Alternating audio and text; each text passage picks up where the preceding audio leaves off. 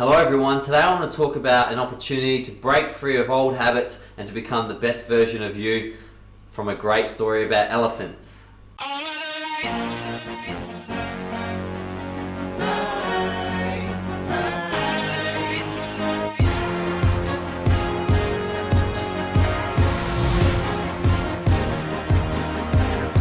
Hello everyone, as discussed in the intro, today I want to talk about a metaphor or story that's an incredible opportunity to look at your life and perhaps look at the barriers and boundaries in your life.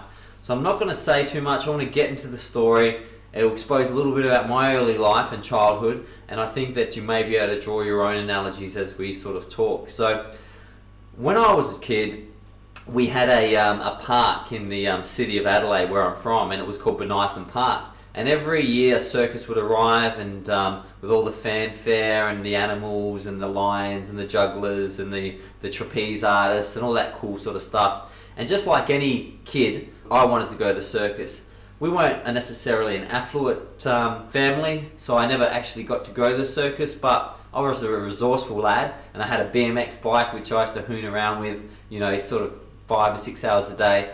So I decided that I would get on my bike and ride to the city, only about a 25-30 minute ride, and I would go check out the circus, because what I'd noticed as my parents had driven by, that some of the animals had trailers, and I thought, this is great, I could just go see a real lion just by sort of maybe sneaking in perhaps and checking out the animals while they're in their cages, and I wouldn't have to worry about not going to the circus. It's because it was the animals that really intrigued me, the spirits of those ferocious African animals. I really wanted to get to see them up close. I think I was about 10 or 11 years old. So I jumped on my bicycle and I cruised down to the Benithan Park where the circus had been set up. So there was the big circus tent and there was a little bit of security around there. So I sort of made my way around to where the trailers were, and something just blew my mind. A spectacular sight, especially for an 11-year-old. There were 3 huge African elephants just kicking it in this sort of 20-meter space, in which they were just sort of moving to and fro and eating some grass off the ground with almost no supervision. I thought, these are elephants. These look like bull elephants, and they're just here, and there was nothing between me and the elephants, so I was super excited. So I noticed there was a rope. I stepped over the rope and I started walking closer to the elephants. Now I thought to myself, these are African elephants, and I probably weigh 30, 45 kilos. They weigh over a ton. I probably shouldn't get this close. However, they seemed very calm and docile, and they weren't moving.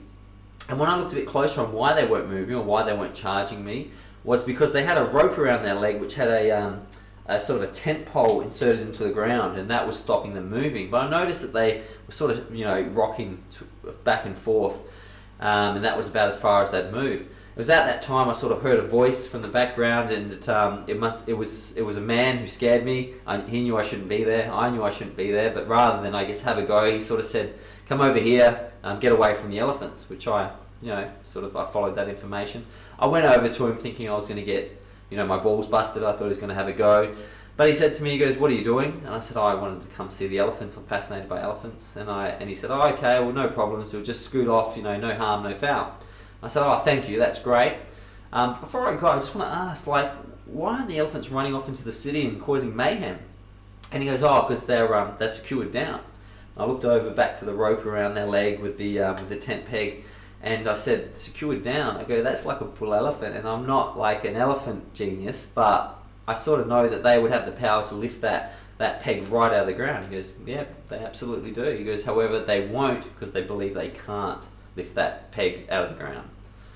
And I said, "Well, why would they think they couldn't do it? They're elephants." And he said, "Well, what we do is when they're baby elephants, we put a rope around their leg and we get one of the big tent pegs from the big tent over there, the big top, and we nail it into the ground as hard as we can, and for weeks and even months, the baby elephant tries to pull its way out of the rope peg situation, and it just can't do it. And we keep observing it, and eventually a day comes where the elephant just stops trying. It goes, waste of energy. As soon as this peg goes into the ground, I can't move, so I won't try. And he goes, therefore, as they get older, you can use smaller and smaller pegs, because it's not the friction of the peg into the ground, it's their belief that they can't move the peg because they never have, therefore they never try. And I said, wow, that's an incredible story, that makes sense, I can't believe it works, and I wrote off. But that story stuck with me, because I wonder how many times in our life we've been told that we can't do something, or something is too hard, therefore we've given up and not tried, and therefore reinforced that it is difficult and can't be done.